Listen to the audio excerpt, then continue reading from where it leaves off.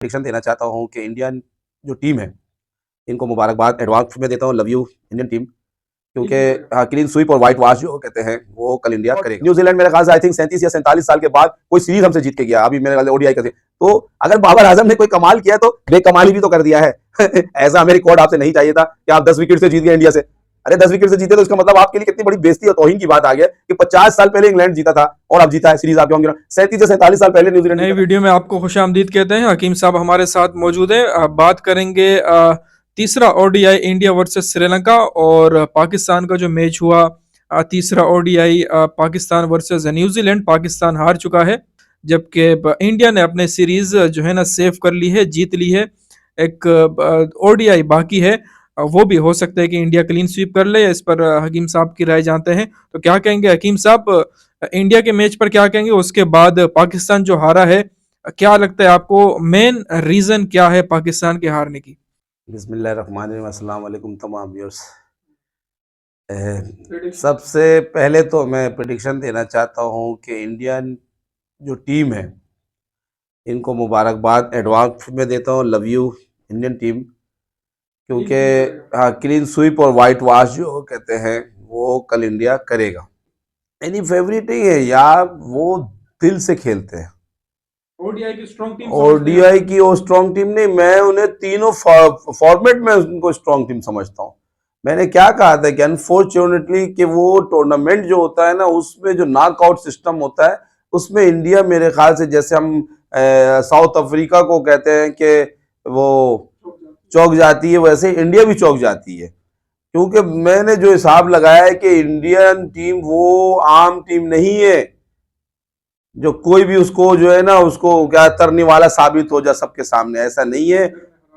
और home ground में उसको हरा दे। दूसरी बात यह है कि क्लीन स्वीप करेगा कल इंडिया और व्हाइट वॉश करेगा ओडीआई में। और एक खास बात जो आपने भी मुझसे सवाल में नहीं पूछा लेकिन मैं उसका आपको पहले ही प्रेडिक्शन करके जवाब देता हूं दुष्यंत भाई के इंडिया के कल रोहित शर्मा चलेंगे नंबर 1, सूर्या कुमार यादव और विराट कोहली यानी किंग कोहली, ये तीनों चलेंगे और बेहतरीन तरीके से चलेंगे। आपको नजर आएंगे रोहित शर्मा और विराट किंग कोहली, तो ये दो लड़के चलेंगे। और अगर आपने सूर्य कुमार यादव को खिलाया तो ये 3 लड़के मेरे हिसाब से तो खिलाना भी चाहिए। देखिए 2 मैच नहीं खिलाया कोई मसला नहीं, लेकिन ये मैच में वो चलेंगे और परफॉर्मेंस नजर आएगा। और उनको आप जाया नहीं करें, आप T20 के वो नहीं, वो हर चीज का वो तो यहाँ तक के मुझे लगता है कि वो अगर उनको आप टेस्ट मैच में खिलाए तो जो जिद्दत की टीम लाई है इंग्लैंड की टीम ने कि डिसीजन चाहिए, तो वो डिसीजन वाले जो लड़के हैं वो सूर्य कुमार यादव वगैरह के शक्ल। अब तो विराट कोहली भी नहीं लगता नौजवान लड़का लगता है कि अगर वो 112-13 रन बनाता तो वो भी 80-90 के अंदर बनाता। और सबसे बड़े दिलकश शॉट्स है उसके, cover shot, straight shot, leg shot, मतलब खेलने देखने का होता है कि विराट कोहली खेलता है। सूर्य कुमार यादव की तारीफ इस बात पे की जाएगी कि यार वो लड़का देखो मुल्क के लिए जो खेलता है वो नजर आता है। आप देखें वो कहाँ वाइड बॉल पे उस बॉल को पीछे की तरफ शॉट्स लगाना और छक्के भी, वो छक्का क्या देखेगा, वो तो गिर गया लेकिन चोटें भी उसको आई, लेकिन उसके बावजूद उस टीम को कहाँ पहुंचाता है वो सेंचुरी। अच्छा वो सेंचुरी पे भी वो नहीं सोचता है कि मैं जाऊं, वो उसकी आखिरी, आप खास बात देखें आखिरी बॉल तक वो लड़ता है। देखो असल खिलाड़ी वही कहलाता है जो ओपनर से अगर आता है या वन डाउन से आता है वो लास्ट 50 ओवर्स के बॉल आखिरी लास्ट बॉल तक चलाए।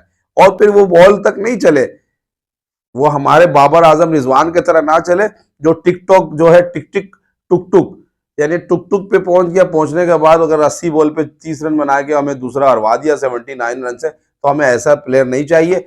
दूसरी बात है कि अभी क्या कहते हैं वो एडवांस मुबारकबाद देता हूँ इंडियन क्रिकेट बोर्ड को, इंडियन टीम को। वैसे तो जीत गए, इसमें कुछ है नहीं, दो मैच तो वो जीत के सीरीज जीत चुके हैं, लेकिन कल तीसरा मैच बहुत जबरदस्त जीतेंगे और श्रीलंका को बिल्कुल आने नहीं देंगे कि मेरे पर आ जाओ। क्योंकि इंडिया की एक खास बात यही है कि वो किसी टीम को अपने होम ग्राउंड में जीतने नहीं देते। हमारी टीम की तरह नहीं कि आओ पहला हम जीत भी जाएंगे तब तुम दोनों। अच्छा हमारी टीम के एक और आप देखेंगे अभी बड़े अफसोस के साथ बहुत डिसअपॉइंट हूं मैं, एक और इश्यूज बाबर आजम पे आया। अगर T20 में लास्ट ईयर अगर इंडिया को हराया भी ये बाबर आजम ने, तो आप ये देखें कि इंग्लैंड 50 साल के बाद जीत के गया है सीरीज, चाहे वो टेस्ट का हो या T20 का हो, 50 साल के बाद ये रिकॉर्ड।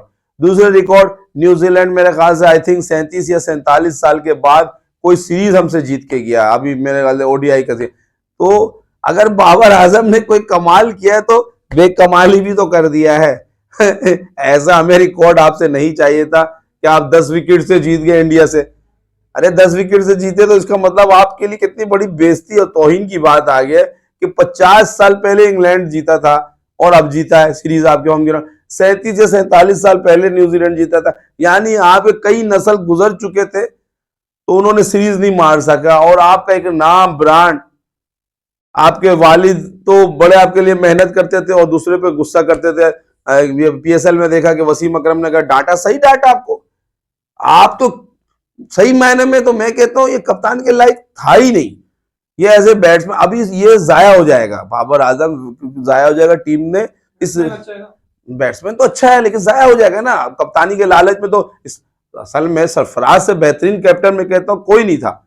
ये तो उस टाइम के जो चेयरमैन वगैरह ने इनके साथ नाइंसाफी किया सरफराज के साथ और इसको भी मजे लग गए, वरना ये तो स्कोर उस टाइम भी तसलसल के साथ बना रहा था। अब देखो इसको मसला मसाइल आ गया, बार बार स्कोर ने। अच्छा वसीम अकरम डांटा तो सही डांटा, ये कराची किंग के लिए कप्तानी सही नहीं कर सका तो ये पाकिस्तान का कप्तान कहां से बन सकता है। तो ये इस लायक ही नहीं है।